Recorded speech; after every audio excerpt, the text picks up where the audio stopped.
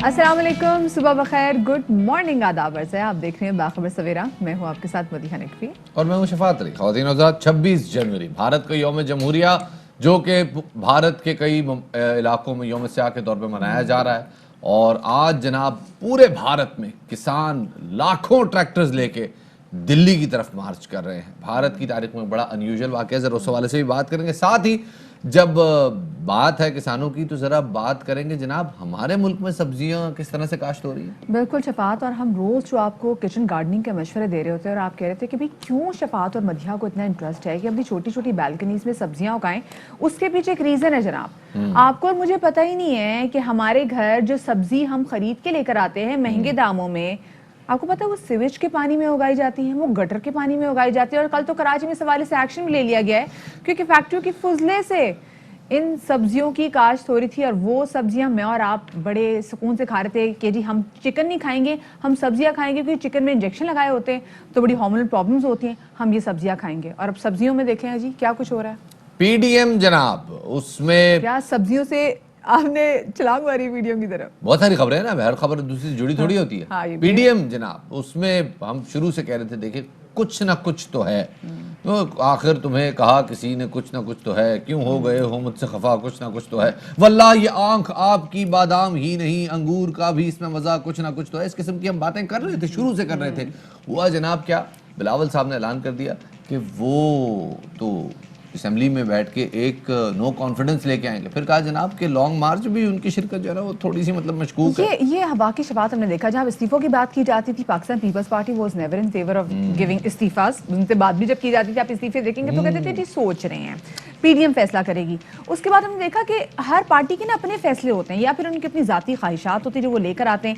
लेकिन अभी शफात ये समझ में नहीं आ रहा कि who is running the show, कौन शो रन कर रहा है, क्योंकि आपस में एक दूसरे के ख्यालात नहीं मिलते। जब ख्यालात नहीं मिलेंगे तो साथ मिलकर क्या बैठेंगे। ये सवाल अपनी जगह मौजूद है, बहुत सारे दीगर सवालों के जवाब भी देखने हैं। और आज शो के आखिर में आपके सामने हमने एक छोटा सा एटम बॉम्ब भी पेश करना है जनाब टैलेंट का, क्योंकि she is a power house of talent. क्या अल्लाह ने उसको गला दिया है। लेकिन सारी बातें अगर भी बता दूंगा तो आप लोग शो से डिस्कनेक्ट हो सकते हैं। तो मेरे ख्याल में फिर शो शुरू किया जाए। बिल्कुल शफात, और सबसे पहले हम नजर डाल लेते हैं टॉप स्टोरीज पे।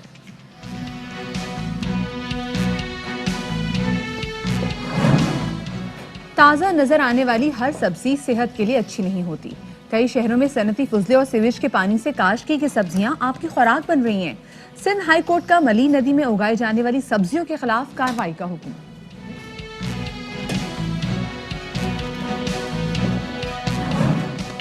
इस्तीफे और लॉन्ग मार्च के फैसले हवा होने लगे। नून लीग का सेनेट इंतखाबात में हिस्सा लेने का ऐलान। पीडीएम की ड्राइविंग सीट किसके पास है, सवाल उठने लगे। मरियम नवाज का दावा है कि हुकूमत मज़ाकरात के लिए मिन्नतें कर रही है।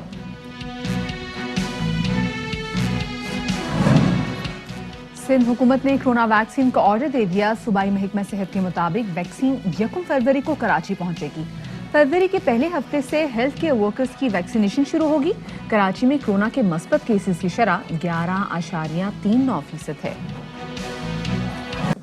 जी, तो सबसे पहले हम बात करेंगे महंगाई से। ऑलरेडी जो परेशान अवाम है उसके लिए एक और परेशान कुन खबर हमारे पास ये है कि वो सब्जियां, क्योंकि अब आप गोश्त तो खाते नहीं, गोश्त बड़ा महंगा हो गया और आप सब्जियों पे ही गुजारा बसर करें, तो ये जो सब्जियां हम खा रहे होते हैं जनाब, ये सब्जियां भी हमारी सेहत के लिए कोई अच्छी नहीं होती। ये सब्जियां जो हमारे बजट में आती हैं, आपको मालूम है कि ये सब्जियां फुजले के पानी में जो है उगाई जा रही हैं।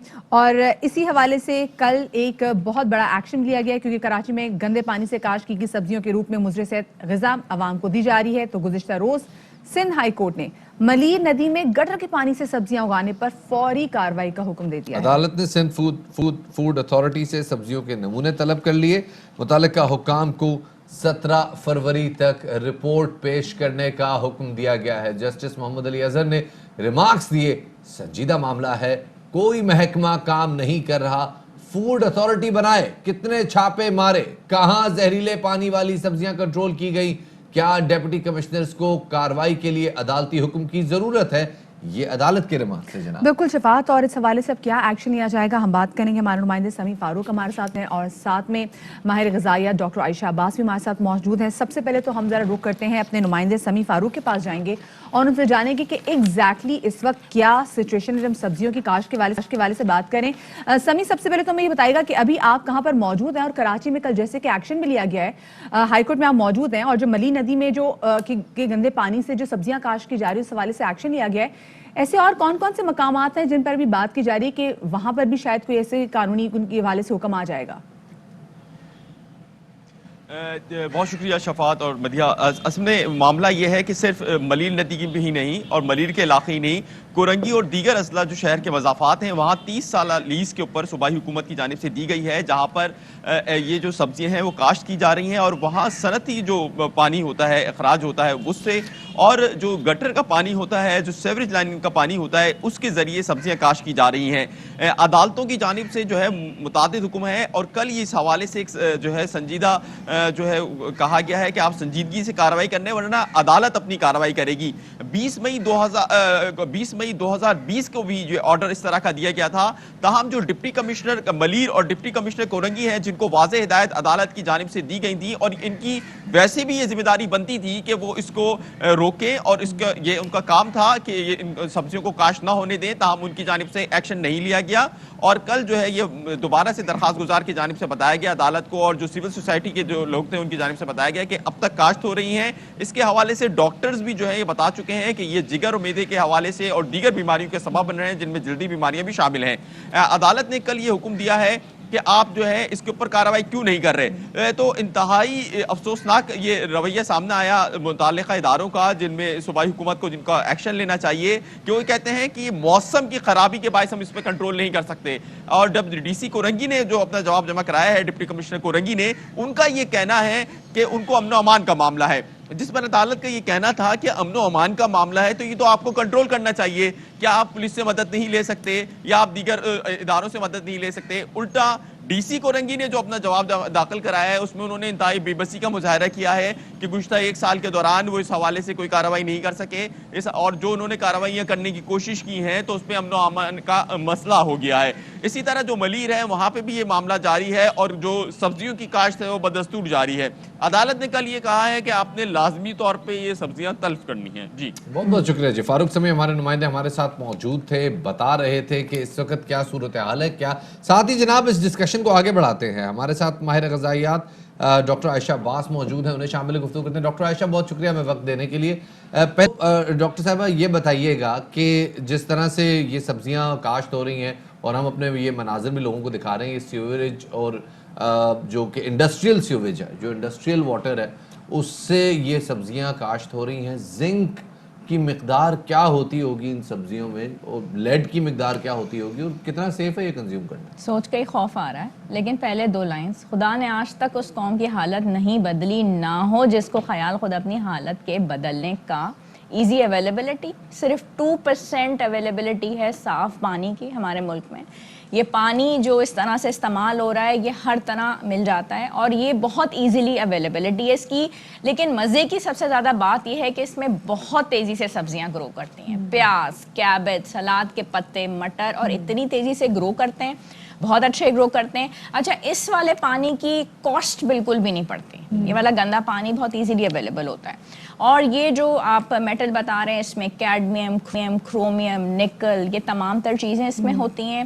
ہیپاٹائٹس, چند ایک کینسرز, WHO کی باقاعدہ اس میں ریسرچز ہیں, اور یہ والی بیماریاں اس کی وجہ سے بہت زیادہ جنم لیتی ہیں. پیٹ کی بیماریاں, یہ تمام تر چیزیں ہیں. تو obviously آپ دیکھ سکتے ہیں کہ اس کے ساتھ ہیلتھ ایشوز بہت زیادہ ہیں. لیکن جو اچھی بات ہے اس کے اندر یہ ہے کہ اگر کولڈ واٹر کے ساتھ ہم لوگ تھرلی واش کر لیتے ہیں ان ویجیٹیبلس کو, ٹھیک ہے, تو 70 to 80% ہم بچ سکتے ہیں. اتنی زیادہ پریشانی کی بات نہیں ہے. اور اس کے اندر 4 چیزوں کو ہم ایڈ کر لیں. What are the 4 things? That is نمک, اس کے اندر پوٹاشیم پر میگنیٹ بھی آ جاتا ہے, اس کے اندر ونیگر بھی آ جاتا ہے. اگر ہم اس کو ایڈ آن کر لیتے ہیں بہت اچھی بات ہے. بہت لوگوں یہ کہتے ہیں کہ آپ کھلے پانی میں فروٹ چھوڑ دیں 2 گھنٹے کے لیے, اور اس کے بعد وہ نتھار کے جو ہے آپ اس کو الگ سے بعد میں ریفریجریٹ کر لیں. مطلب ہر سبزی اس طرح نہیں ہو سکتی. پیاز دھو کے استعمال نہیں ہو سکتا, لہسن دھو کے استعمال نہیں ہو سکتا. یہ مسائل ہیں. تو ایسی سبزیوں کے لیے پھر کیا کیا جائے؟ ایسی سبزیوں کے لیے باقاعدہ جیسے یہ بتا رہے ہیں کہ ہمیں اس پہ کام کرنا پڑے گا, اور ہم نے باقاعدہ کوشش کرنی ہے کہ اس چیز کی روک تھام کی جائے, اور کوشش یہ کی جائے کہ صاف پانی میں اگائی جائے. دیکھیں آپ نے جیسے بات کی نا اویلیبلٹی کی, تو لوگوں کے پاس واقعی اب وہ گنجائش بھی نہیں ہے, لوگوں کے پاس آپشن بھی نہیں ہے, لوگوں کا بجٹ نہیں ہے. آپ کے سامنے مہنگائی, ہر چیز مہنگی کتنی ہے, تو عوام بھی ایک طریقے سے خریدنے پر مجبور ہے تمام تر چیزیں. جب مجھے یہ بتائے گا, جیسے بھی آپ کہہ رہے تھے کہ جی اگر ہم ان کو اچھی طریقے سے دھو لیں, تو کچھ لوگ کہتے ہیں اچھے طریقے سے دھو لیں, یا کچھ لوگ کہتے ہیں اگر اچھے طریقے سے ایک میکسیمم ٹیمپریچر پہ ان کو پکا لیں تو جو ان کے اندر جو زہر ہوتا ہے وہ ختم ہو جاتا ہے. سو کیا یہ تاثر ٹھیک ہے؟ کہ اکثر جب لوگوں سے بات کرتے ہیں کہ جی سبزیاں گندے پانی سے اگائی جا رہی ہیں, پوائزن والے پانی سے اگائی جا رہی ہیں, تو کہہ رہے ہیں جی کوئی فرق نہیں پڑتا, ہم اس کو پکاتے ہیں نا, سارا پوائزن ختم ہو جاتا ہے. Cooking of the food is very important. اگر اس کو ایک پراپر طریقے سے کوک کیا جائے فوڈ کو, تو وہ بہت حد تک ہمیں ان تمام تر چیزوں سے بچا لیتا ہے. تو proper cooking of food is very very important, جس کا ایک پراپر ٹیمپریچر ہو, جس کو مینٹین کرنا بہت زیادہ ضروری ہے. اور اس چیز میں کوئی ممانعت نہیں ہے کہ ہم اس کو کوک نہ کریں. اور دوسری بات ہے کہ فریشلی کوک کرنا اور freshly preparation of food is بہت امپورٹنٹ. یعنی کہ پکا کے رکھ دیا گیا کھانا اور اس کے بعد ہم اس کو 2-3 دن تک استعمال کرنے, وہ نہیں. آپ نے فوڈ کو لے کے آئے, اس کے بعد اس کو پراپرلی واش کیا, اس کے بعد اس کو پراپر کوک کر کے اور اس وقت ختم کر دیا گیا. یہ تمام تر چیزیں جس میں پروسیس فوڈ یعنی کہ بازار کا کھانا, اور جس وقت ہم باہر سے جا کے کھانوں کو چیزوں کو استعمال کریں, اس کے وقت ہمیں نہیں پتا کہ وہ کس طرح کی چیزیں ہیں. اگر چلے ہم یہ سبزیاں نہیں کھاتے, ہمارے پاس اور کیا آپشنز ہیں؟ ہم اپنے اندر جو غذائی قلت کو, یا جو جن چیزوں کی ہمیں ضرورت ہے, جن نیوٹریشنز کی ہمیں ضرورت ہے, ہم وہ کیسے پوری کر سکتے ہیں؟ دالوں سے پوری کر سکتے ہیں؟ کیا کر سکتے ہیں؟ ہم دالوں سے پوری کر سکتے ہیں, ہم اس کو انڈوں سے پوری کر سکتے ہیں, ہم سبزیوں کے علاوہ پھلوں سے وہ تمام تر چیزیں پوری کر سکتے ہیں. ہم جتنی بھی نیچرل سورسز ہیں ہم ان کو پوری کر سکتے ہیں. ہم دودھ سے پوری کر سکتے ہیں, مکھن سے پوری کر سکتے ہیں, ہم چیز سے پوری کر سکتے ہیں. ہم اپنے آپ کو ہائیڈریشن کے ساتھ ہم اپنے ہائیڈریشن لیولز کو پورا بھرپور طریقے سے پوری کر سکتے ہیں. یعنی پانی کا استعمال بھی, پھر اگر آپ ایسی سبزیاں استعمال کر رہے ہیں تو پانی بھی پھر 12 گلاس پر ڈے ہونا چاہیے. بالکل ہونا چاہیے. 3 لیٹر پانی کو اگر آپ پورا کر رہے ہیں تو جتنے ٹاکسنز آپ کے اندر ہیں وہ سب ریموو ہو جائیں گے.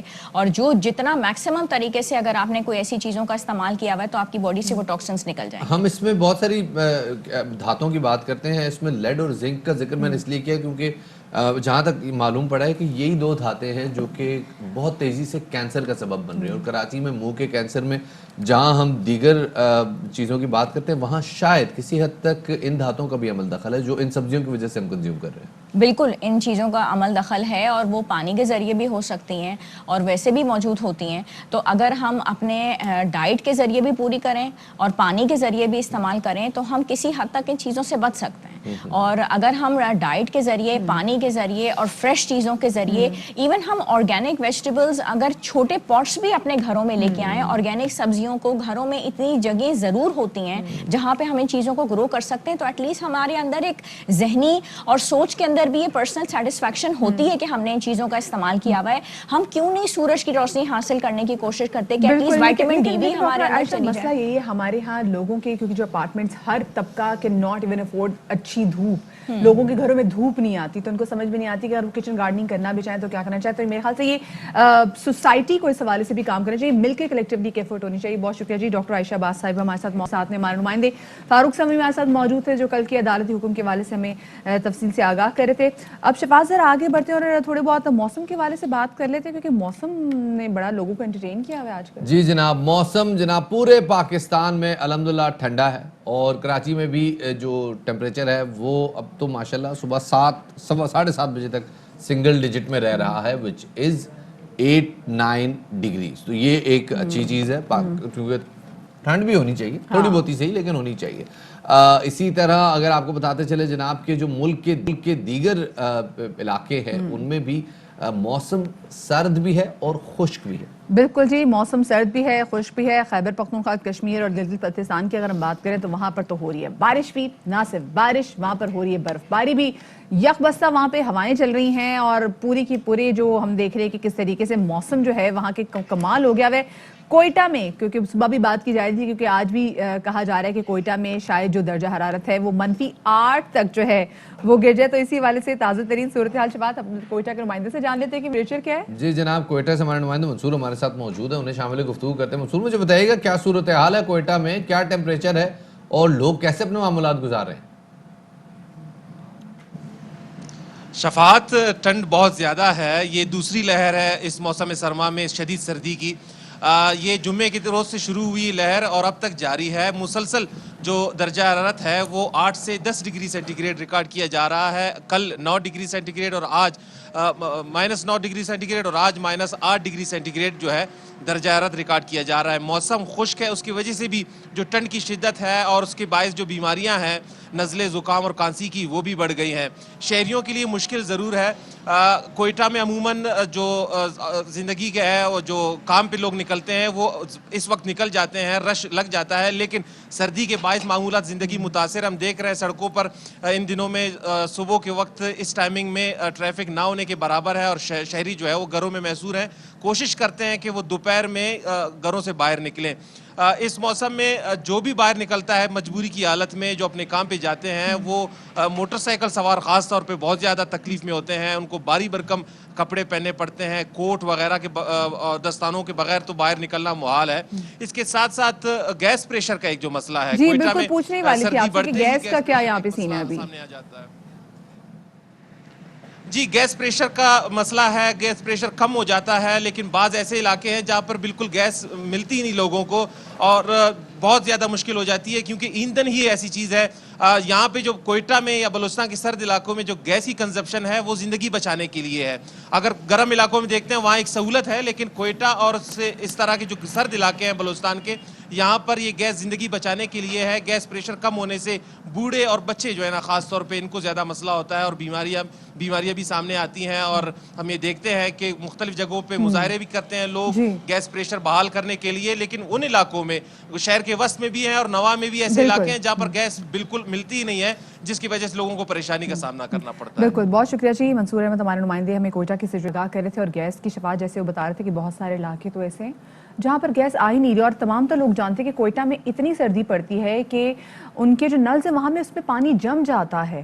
تو جب گیس ہی نہیں آئے گی تو کیا کریں گے, لوگوں کے پاس پانی بھی نہیں ہوگا اور بڑا مشکل ہو جاتا ہے. بڑی ٹینشن ہے جی. ٹھنڈ بہرحال یہ بھی ایک قدرت کا ایک کیا کہتے ہیں ایک سائیڈ ہے, سائیڈ آف نیچر ہے, تو میرے خیال میں ٹھیک ہے, اس کو بھی انجوائے کرنا چاہیے. لیکن وہ ان ممالک کی طرف بھی تو آپ دیکھیں نا جہاں پر -44 بھی ٹیمپریچر ہوتا ہے, تو وہاں کے بھی معمولات زندگی سب چل رہے ہوتے ہیں گھر کے اندر, ان کی سینٹرل ہیٹنگ آن ہوتی ہے کیونکہ ان کے پاس وہ تمام تر وسائل موجود ہیں. کوئٹہ کی عوام کو دیکھیں تو بیچاروں کے پاس تو گیس ہی نہیں آ رہی. گیس نہیں آ رہی جی. ہیٹنگ کے لیے روایتی طریقے اور روایتی انگیٹھیاں جو ہیں وہی ہر سال گرم ہوتی ہیں, اور ہر سال یہی معاملہ ہوتا ہے کہ گیس کی کمی کو پورا کیسے کیا جائے. اور جیسے کل بھی ہم بات کر رہے تھے کہ اور ہمیں بتایا گیا تھا ترجمان سوئی صدن کی جانب سے کہ جناب گیس کی کنزمپشن بلوچستان میں 4 گنا بڑھ جاتی ہے, لیکن گیس اویلیبل ہی نہیں ہے, تو ان کے تھو لائیں گے.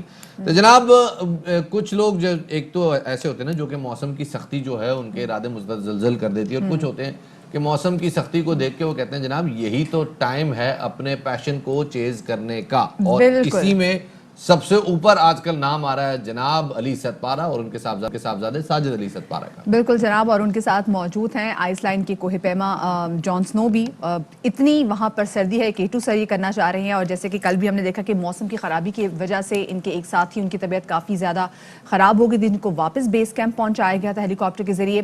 سرد موسم میں پہلی بار K2 سر کرنے والوں میں جیسے ہم نے بتایا بھی کہ 2 پاکستانی, اور یہ پاکستان کے لیے ایک بہت بڑا اعزاز ہوگا.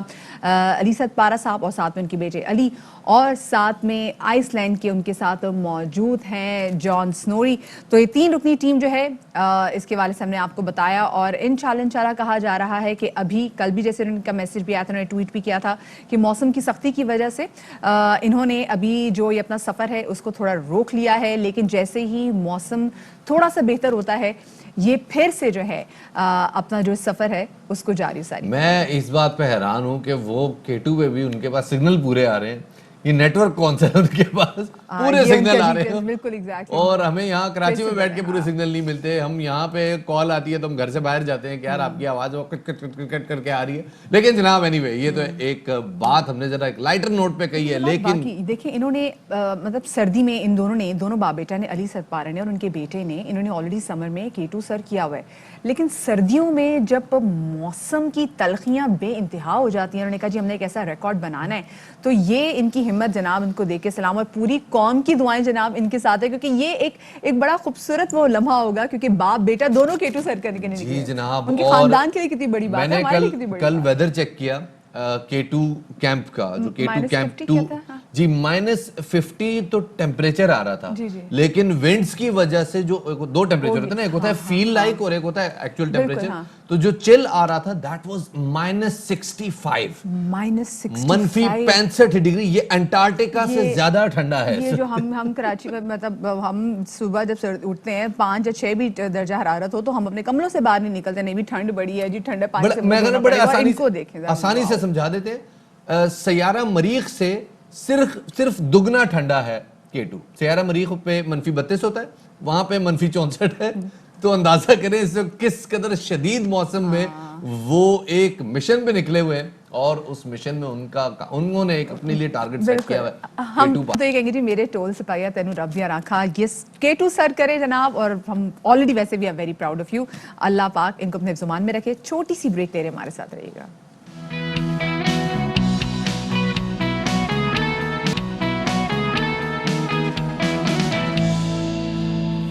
بریک کے بعد خوش آمدید کہتے ہیں جناب آپ کو باخبر سویرے میں. اکثر ایسا ہوتا ہے جناب, آپ گاڑی میں فیول ڈلواتے ہیں اور فیول ڈلوانے کے بعد آپ کی گاڑی کی ایوریج یوزلی جو کہ 12-13 ہوتی ہے وہ نیچے آ جاتی ہے 8-9 پہ. آپ کہتے ہیں یار کیا ہوا ہے, جاتے ہیں ٹیوننگ کراتے ہیں, آپ کے جو پلگز ہوتے ہیں ان میں اتنا لمبا جو ہے نا کاربن نکل رہا ہوتا ہے. آپ کہتے ہیں یار یہ کیا سائنس ہے, انجن کھڑک گیا لگتا ہے گاڑی کا. اس کے بعد آپ جاتے ہیں اگلے فیول اسٹیشن سے دوبارہ جا کے پیٹرول ڈلواتے ہیں, بالکل فٹ, گاڑی مست 13 کی ایوریج میں واپس آ گئی.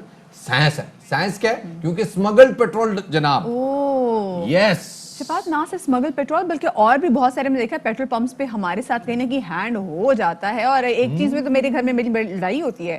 گھر والے کہتے ہیں تم کیا چیپ حرکت کرتے ہو, کیونکہ جب بھی کسی پیٹرول پمپ پہ جاتی ہے تو ان کو ہمیشہ بولتی ہے جی مجھے 2980 کا پیٹرول ڈال دیں. اچھا یہ کیا سائنس ہے؟ شفاعت اس سے ہوتا ہے کہ somehow ان کا میٹر ریڈ نہیں کر پاتے, اور جو پیٹرول ہوتا ہے وہ مجھے اچھا ٹھیک ٹھاک آتا ہے. اگر میں 3000 کا پیٹرول بولوں تو یقین مانے 2500 سے زیادہ پیٹرول ہی نہیں ڈلتا میرا. تو یہ میں نے کہیں سے سائنس سیکھی, گو کہ سب میرے سے بہت نالاں ہے, تمہاری جا کے بےزتی کراتی ہو پیٹرول پمپ پہ جا کے.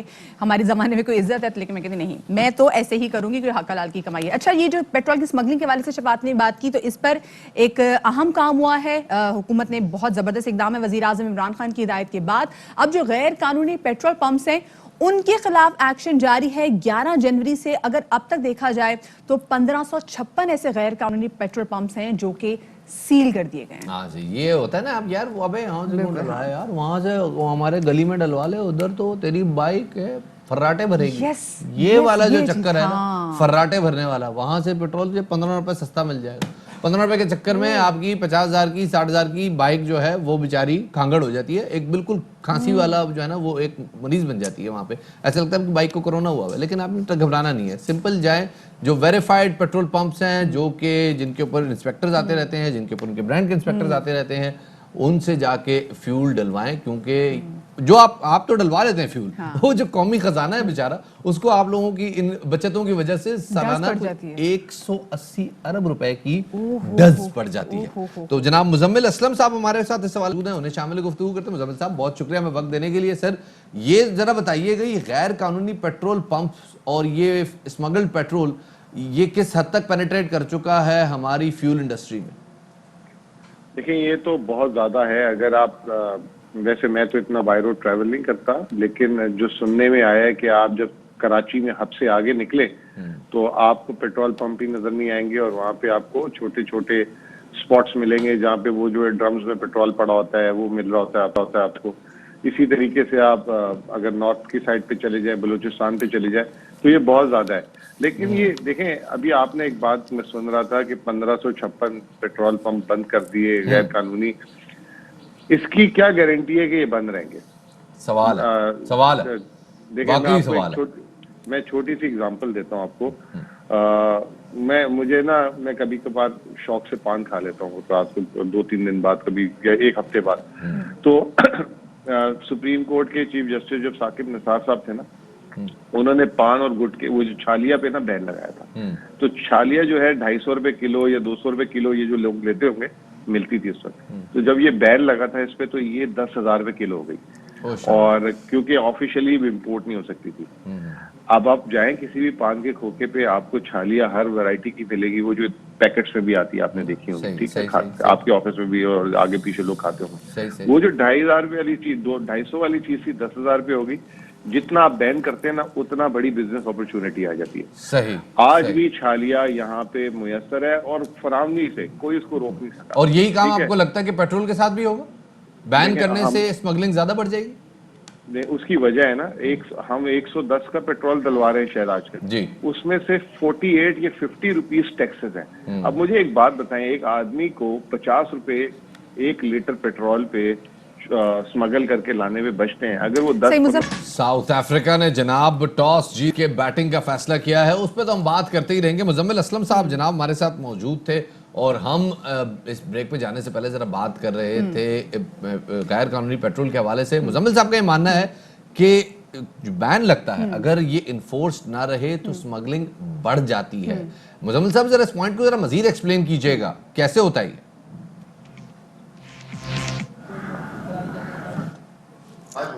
मैंने कहा कि छालिया जब 250 रुपए की थी और जब एकदम 5,000 रुपए केजी हो गई तो लोगों को बॉर्डर से लाने में इंसेंटिव हो गया, और उसमें उन्होंने ना छोटे छोटे बच्चे और तो 10-10 किलो के थैले उनके हाथ पकड़ा और उनको 200 रुपए किलो दे दिया, बाकी का 4-4 हजार रुपए कमाए लोगों ने। इसी तरीके से कंटेनर्स में अगर कपड़े आ रहे हैं बाहर से तो उसमें छालियां छुप कर आ जाती थी।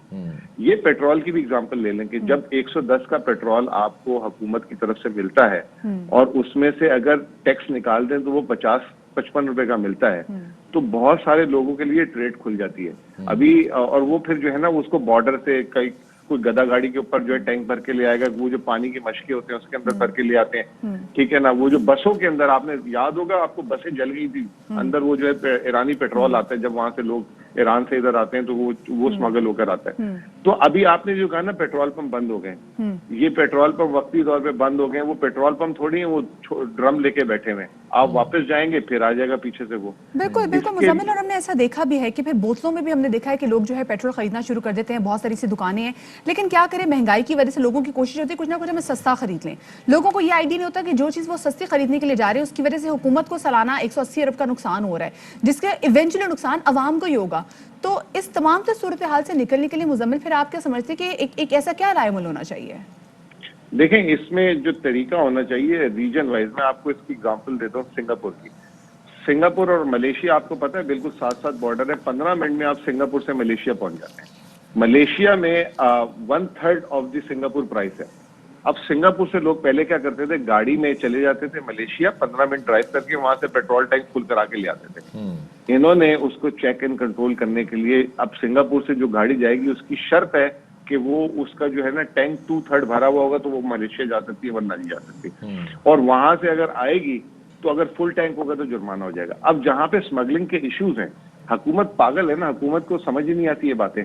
अगर हुकूमत जहां पे स्मगलिंग के इश्यूज हैं वहां पे टैक्स की शरह को बिल्कुल कम कर दे, वहां पे 50 रुपए 55 रुपए ना ले, वहां पे 10 रुपए ले ले, 15 रुपए ले ले, और अगर ईरानी ही आ रहा है, ईरानी को जो है आप कह देंगे अच्छा भाई आप ईरानी ले आओ, 50 रुपए की जगह मैं 5 रुपए टैक्स ले लेता हूँ, 10 रुपए ले लेता हूँ। जहां पे आप रोक नहीं सकते वहां पे आप प्राइस स्ट्रक्चर से रेगुलेट करने कंट्रोल करें। इधर क्या है, अंग्रेजी में एक वर्ड कहते हैं वन। लेकिन मुजम्मिल, आपको नहीं लगता कि क्योंकि ईरान के साथ अगर आप एक ऑफिशियल ट्रेड करते हैं और इस नौयत का, तो फिर आपको बड़ी बैनुल-अक़वामी पाबंदियों का सामना करना पड़ता है, क्योंकि वो जिस तरह अमेरिका उसको जैसे साबिक सदर बुश कहते थे जी एक्सेस ऑफ ईविल डिक्लेयर करते थे, तो पता नहीं क्या क्या अल्फाज इस्तेमाल करते थे।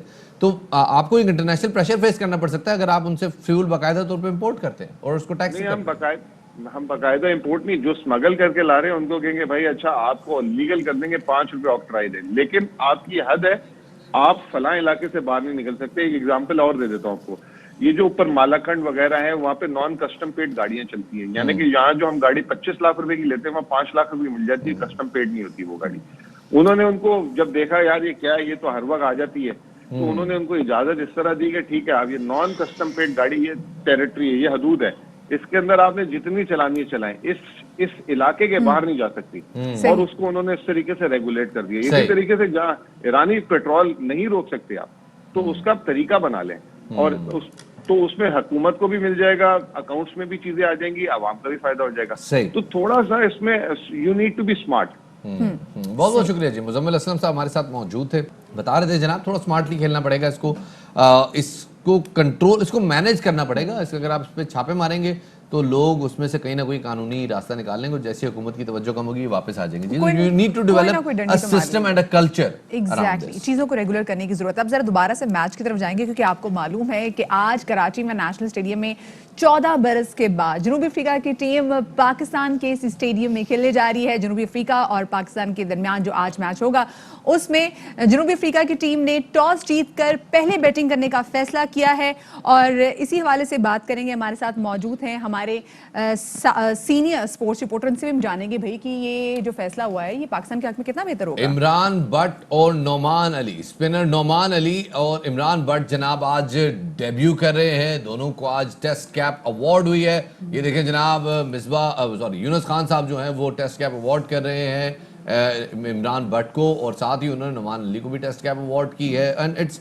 ابھی ٹاس کے بعد بابر اعظم کا یہ کہنا تھا کہ جناب کسی بھی سائیڈ کو ہم آسان نہیں لیتے. ساؤتھ افریقہ کی ٹیم بڑے عرصے بعد آئی ہے پاکستان، تو ہمیں ایک ایڈوانٹیج تو ہے کہ ہماری ہوم سائیڈ ہے، ہماری ہوم پچز ہیں، لیکن ایزی ہم نہیں لے رہے، ہم بالکل بھی ایزی نہیں، اور بڑے پرجوش نظر آ رہے ہیں. بالکل پرجوش پہ نظر آ رہے ہیں. اور کل اسپیسیفکلی جب کل میڈیا سے ان کی گفتگو بھی ہوئی تھی اور جب ان سے پاس پرفارمنسز کے بارے میں بات بھی کی تھی تو مجھے بڑا اچھا ان کا ایٹیٹیوڈ لگا کہ انہوں نے کہا جی دیکھیں جی جو ہو گیا وہ ہو گیا، اب ہمیں آگے دیکھنا ہے. لیکن اسکواڈ کے بارے میں ہم نے دیکھا کہ بابر اعظم نے ذرا کھل کے بتایا نہیں کہ ایگزیکٹلی اسکواڈ میں شامل کون کون ہے. تو اسکواڈ میں کون کون آج شامل ہے اس حوالے سے ہم شاید ہاشمی صاحب سے پوچھیں گے، کیونکہ آج جنوبی افریقہ اور پاکستان کے درمیان جو میچ ہونے والا ہے اس میں جنوبی افریقہ نے ٹاس جیت کر پہلے بیٹنگ کرنے کا فیصلہ کیا ہے. اب یہ بھی دیکھیں گے کہ یہ پاکستان کے حق میں کیسا ہوگا. ویسے بات کیونکہ آپ بھی اچھی خاصی کرکٹ سمجھتے ہیں، آپ کو لگتا ہے کہ یہ ذرا کارگر ٹائپ فیصلہ ہوگا پاکستان کے حق میں فیصلہ ہوگا؟ دیکھیں جو کراچی کا جو ٹریک ہے وہ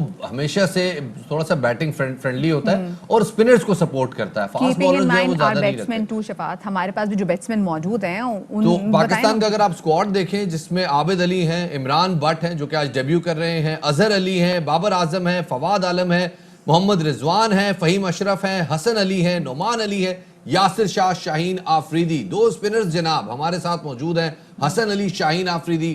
2 پیسرز ہیں. شاید ہاشمی صاحب کیا کہتے ہیں ذرا ان سے جان لیتے ہیں. ہاشمی صاحب کیا لگتا ہے آپ کو اسکواڈ بڑا نپتولا سلیکٹ ہوا ہے؟ بالکل نپتولا تو ہے، ظاہر ہے پچ کے حساب سے پچ بالکل براؤن ہے، بالکل گھاس بھی نہیں ہے اس میں.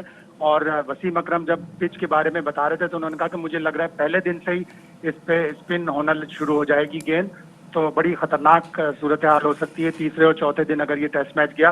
اور ساؤتھ افریقہ نے بڑا اچھا ٹاس جیتا ہے. ٹاس اس ٹیسٹ میچ میں اس لیے کروشل ہے کہ جو ٹیم چوتھی بیٹنگ کرے گی، اپنی دوسری اننگ کھیلے گی، اس کے لیے مشکلات ہوں گی.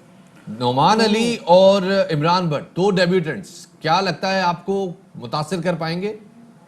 بالکل متاثر کرنا پڑے گا. یہ ڈومیسٹک کرکٹ کے اچھے پرفارمرز ہیں اور یہ بتائیں گے کہ ہماری ڈومیسٹک کرکٹ میں اور انٹرنیشنل کرکٹ میں کتنا فرق ہے. کامیاب ہوتے ہیں تو ہمیں خوشی ہوگی کہ ڈومیسٹک کرکٹ کے پرفارمر انٹرنیشنل کرکٹ میں کامیاب ہوئے. نعمان علی کافی تجربہ کار ڈومیسٹک کرکٹ کے کرکٹر ہیں، لیفٹ آرم اسپنر ہیں اور بیٹسمین کو ریڈ کر کے آؤٹ کرتے ہیں، رنز روکتے ہیں، ریڈ کر کے آؤٹ کرتے ہیں، جو بڑی کوالٹی ہے. اور عمران بٹ نے پچھلے سیزن میں جو 1 سال پہلے ہوا تھا اس میں 970 رنز بنائے تھے، ٹاپ اسکورر تھے ڈومیسٹک کرکٹ کے. تو ان دونوں کو پرفارم کرنا پڑے گا تاکہ ہماری ڈومیسٹک کرکٹ کی بھی کچھ عزت ہو جائے. جو لوگ کہتے ہیں کہ ڈومیسٹک کرکٹ کو بالکل شاہد صاحب نے دیکھا کہ یہاں پر نہ صرف ہمارے پلیئرز پر کافی زیادہ پریشر ہے کہ یہاں پر پرفارم کرنا پڑے گا، ہم نے دیکھا ہمارے کوچز بھی کافی زیادہ انڈر پریشر ہے کہ بھائی اب تو کچھ بھی ہو پرفارم کروانا پڑے گا. بالکل ایسا ہی ہوگا، اس لیے کہ کوچز کی بھی کرکٹ کمیٹی کے سامنے پیشی ہوئی تھی نیوزی لینڈ کے دورے کے بعد اور اس میں یہی بتایا گیا تھا کہ ریزلٹس چاہیے، ریزلٹس اچھے چاہیے، کامیابی چاہیے. اس لیے کہ کسی بھی کرکٹ ٹیم کو اوپر جانے کے لیے کامیابی درکار ہوتی ہے. رینکنگ میں آپ کو اوپر جانا ہے. پاکستان کی ٹیم ٹیسٹ رینکنگ میں 7ویں نمبر پر ہے، جو ورلڈ ٹیسٹ چیمپئن شپ چل رہی ہے اس میں 6 نمبر پر ہے. تو اس کے لیے بہت ضروری ہے کہ کامیابیاں حاصل کی جائیں اور ہیڈ کوچ، بالنگ کوچ دونوں کے اوپر بڑا پریشر ہے. شاہد صاحب نو کامران غلام، ہم نے ان کے بارے میں ایکسپیکٹ کر رہے تھے، جیسے آپ کے ساتھ بھی بات چیت ہوئی ہے کہ وہ بڑے زبردست پرفارمر ہیں قائد اعظم ٹرافی کے، 1200 رنز بنائے ہیں انہوں نے. ایکسپیکٹ کر رہے تھے کہ ان کو ڈیبیو تو ملے گا اسی اسٹیڈیم میں. बिल्कुल अच्छे परफॉर्मर हैं कामरान गुलाम भी, लेकिन अभी एक सीजन में उन्होंने रन किए हैं और जो उनके अगर आप रन देखें 2000 कुछ रन हैं उनके फर्स्ट क्लास में, तो यानी पिछले जो 2-3 सीजन उन्होंने खेले उसमें उन्होंने ज्यादा रन नहीं बनाए। तो एक सीजन की बुनियाद पर किसी भी क्रिकेटर को इंटरनेशनल क्रिकेट में चांस नहीं देना चाहिए। साउथ अफ्रीकन साइड के हवाले से बात करते हैं सर। साउथ अफ्रीकन साइड भी बड़ी अजीबोगरीब सामने आ रही है। जो लाइनअप है हमारे पास सिवाय फाफ डुप्लेसी के और एल्गर के, क्विंटन डिकॉक के, लिंडे के अलावा कुछ ज्यादा लोग हमें नजर नहीं आ रहे। आपको लग रहा है साउथ अफ्रीका ने और उनको इस कंडीशंस का अंदाजा था, या they are playing with N unwanted squad? नहीं, ऐसा नहीं है। जाहिर है सोचा होगा उन्होंने, पिच देखी होगी एक दिन पहले और उसी की बुनियाद पर डिसाइड किया होगा। उन्होंने 2 स्पिनर्स खिलाए और हैरानकुन तौर पर दोनों स्पिनर बाएं हाथ के स्पिनर हैं। जॉर्ज लिंडी वो स्पेशलिस्ट हैं T20 के, लेकिन वो एक टेस्ट मैच इंडिया में खेल चुके हैं 2018-19 के सीजन में, और उनके साथ केशव महारे जो एक्सपीरियंस उनके स्पिनर हैं, 100 से ज्यादा उनकी विकेटें, वो भी बाएं हाथ के स्पिनर हैं। तो जनूबी अफ्रीका ने 2 स्पिनर और 3 फास्ट बॉलर, उनके फास्ट बॉलर हमारे फास्ट बॉलर से हम ज्यादा एक्सपेक्ट कर रहे थे शायद हाशमी साहब कि तबरेज शमसी भी होंगे उसमें, और कल रात तक की इत्तला थी कि तबरेज शमसी खेल रहे हैं, आज सुबह वो स्क्वाड में नहीं है। ये क्या हुआ? होता है ऐसा अक्सर कि हेड कोच जब सोचते हैं कि हमारी स्कीम ऑफ थिंग्स में कौन ज्यादा पूरी तरह से सही उतरता है। तब्रेज शमसी ज्यादातर लिमिटेड ओवर्स के प्लेयर हैं, उन्होंने भी टोटल 2 टेस्ट मैचेस खेले और काफी अरसे पहले खेले हैं। खुश तो थे वो, उन्होंने अपनी ट्विटर पे तस्वीर भी डाली थी कि बैक इन द वाइट्स, यानी टेस्ट क्रिकेट की किट में काफी अरसे बाद में वापस आ रहा हूँ, लेकिन उन्हें हेड कोच ने और टीम मैनेजमेंट ने, कप्तान ने चांस नहीं दिया। सही, ठीक है, बहुत शुक्रिया जी। शायद हाशमी साहब हमारे साथ मौजूद थे और बड़ा मुफस्सल किस्से जो उन्होंने जो अपना विजन है इस हवाले से उन्होंने हमारे साथ शेयर किया। बहुत शुक्रिया जी। एक छोटी सी ब्रेक की तरफ हम जा रहे हैं, हमारे साथ रहिएगा।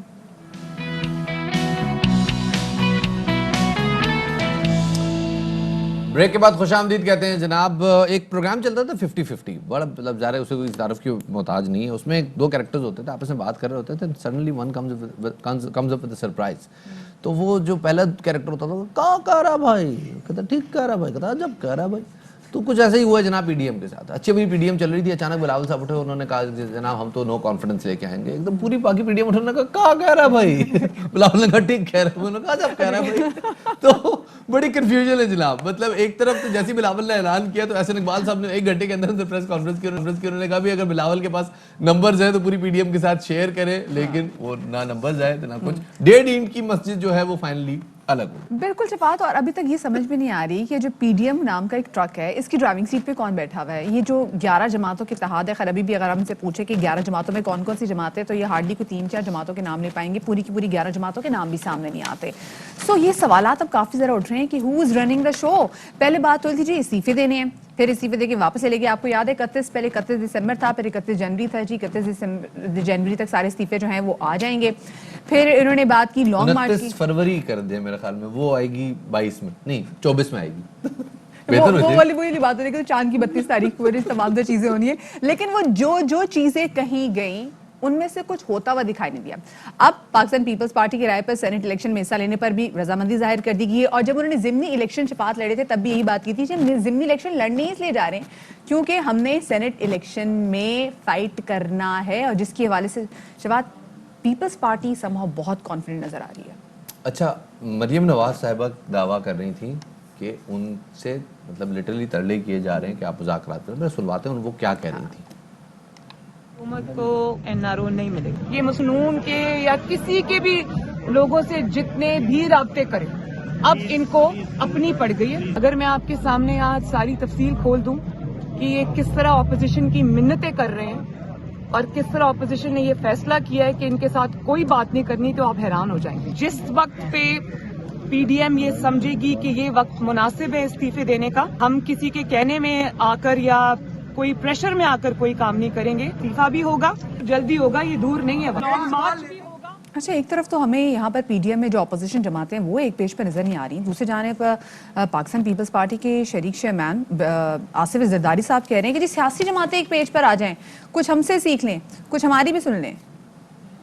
पार्टियां एक पेज पे हो जाएं, एक सोच पे आ जाएं, मगर एक दूसरे को हम मत बताएं कि हमने क्या करना है।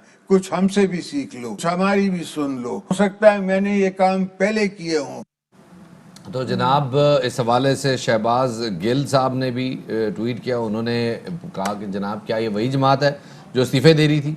یہ جرائم پیشہ لوگ ہیں, پہلے دھمکی دیتے ہیں, نہ سنو تو پاؤں پڑ جاتے ہیں. اب مریم بی بی کی جماعت پہلے سینٹ کے الیکشن لڑے گی, پھر اس سے استعفے دے گی. استعفے تو لطیفے ہو گئے, کیا قوم کو پاگل سمجھ رکھا ہے؟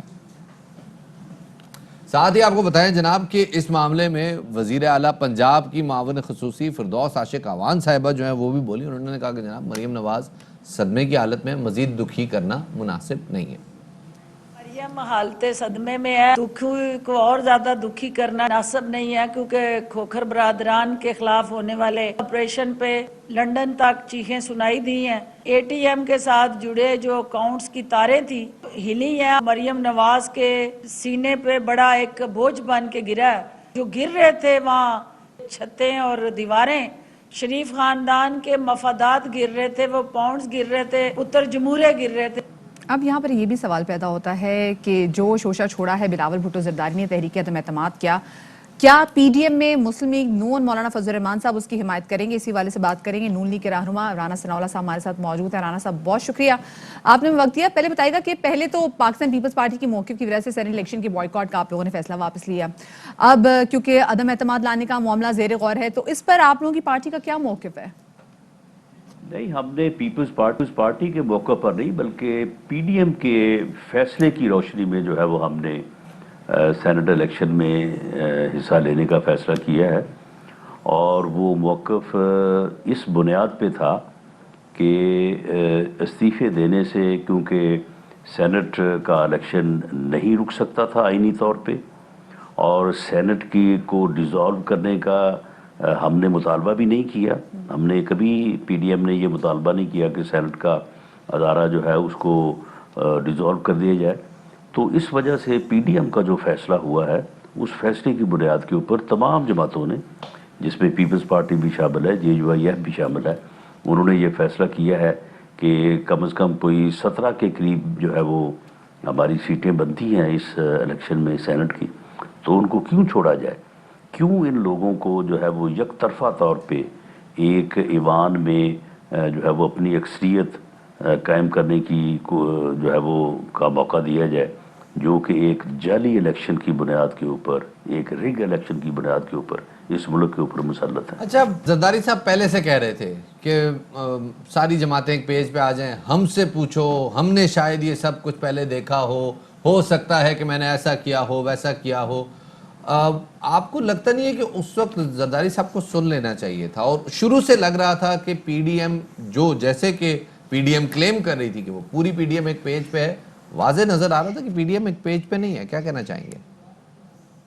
جی موسٹ ویلکم. اگر زرداری صاحب کوئی اپنا موقف جو ہے وہ عدم اعتماد کی تحریک ہے, کوئی اس سے جڑا کوئی اور سلسلہ ہے, اور وہ اگر پی ڈی ایم کی نیکسٹ میٹنگ میں جو سربراہی میٹنگ ہوتی ہے اس میں وہ شرکت کرتے ہیں, تو اس میں اگر وہ کوئی چیز سامنے رکھیں گے جو سب کو اپیل کرے گی, تو اس کے اوپر بالکل گفتگو بھی ہو سکتی ہے اور اس کے اوپر عمل بھی ہو سکتا ہے. اچھا رانا, ہم نے سنا کہ مریم نواز صاحبہ کہتی تھی کہ مسلسل اور بار بار حکومت جو ہے وہ مذاکرات کے لیے منتیں کر رہی ہے, سو ہم بھی جاننا چاہیں گے کہ کون مذاکرات کی پیشکش کر رہا ہے؟ دیکھیں, جو حکومت ہے یہ تو بہروپی ہیں نا جو سامنے آپ کو نظر آ رہے ہیں. ان بہروپیوں کی بات نہیں ہم کر رہے, ہم جو ریئل گورنمنٹ ہے اس کی بات کر رہے ہیں, اور اس میں کوئی شک و شبے کی بات نہیں ہے کہ پی ایم ایل این نے جو ہے وہ مذاکرات کرنے سے جو ہے وہ انکار کیا ہے,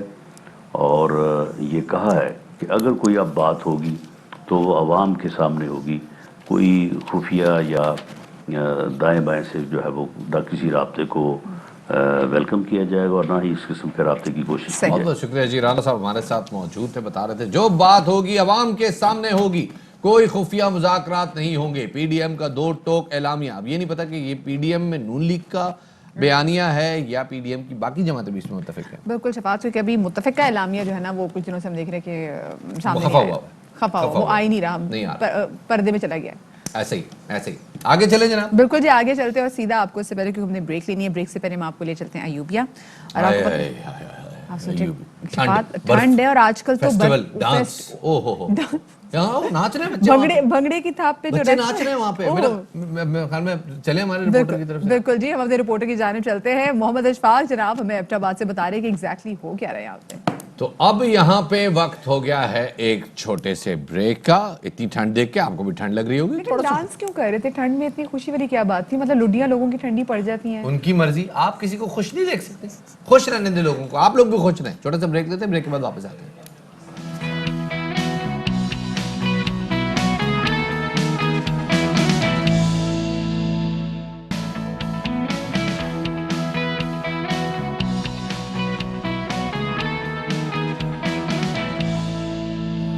ब्रेक के बाद खुशामदीद कहते हैं जनाब बाखबर सवेरा में। और कराची ये ऐसा शहर है जनाब जिसमें स्ट्रीट क्राइम हर रोज़ तकरीबन 300 से 350 अफराद ऐसे होते हैं जिनके साथ कोई ना कोई मज़ाहमत की वारदात होती है, डकैती की वारदात होती है, और उस पर अगर मज़ाहमत करें तो उसका अंजाम उन लोगों को भुगतना पड़ता है। लेकिन शहर में जनाब अमन व अमान की सूरत हाल रोज़ बरोज़ बिगड़ती जा रही है। क्या हो रहा है उसके लिए सिवाय एपेक्स कमेटियों के इजलासों के 25 इजलास हो चुके हैं गालबन उसके अभी तक, लेकिन कुछ निकल नहीं रहा। लोग 26 दिन हुए साल को शुरू हुए और 26 दिनों में हमने देखा कि 20 अफराद जो हैं वो ऑलरेडी जो हैं वो इन स्ट्रीट क्राइम्स की नज़र हो चुके हैं। ये हम सिर्फ स्ट्रीट क्राइम्स के वाले से बात कर रहे हैं और ये वो क्राइम्स हैं जो कि रिपोर्टेड हैं। रोज़ की बुनियाद पे हम देख रहे हैं कि किस तरीके से जो स्ट्रीट क्राइम्स हैं वो हो रहे हैं और उनकी रोकथाम के लिए हम जितनी मर्जी बात करें हो कुछ नहीं रहा। और शायद ही कोई ऐसा इलाका कराची में मौजूद हो जो कि स्ट्रीट क्राइम से महफूज हो। इस हवाले से जनाब एक अहम खबर भी शामिल करेंगे। सबसे पहले नज़र डालते हैं टॉप स्टोरीज पर।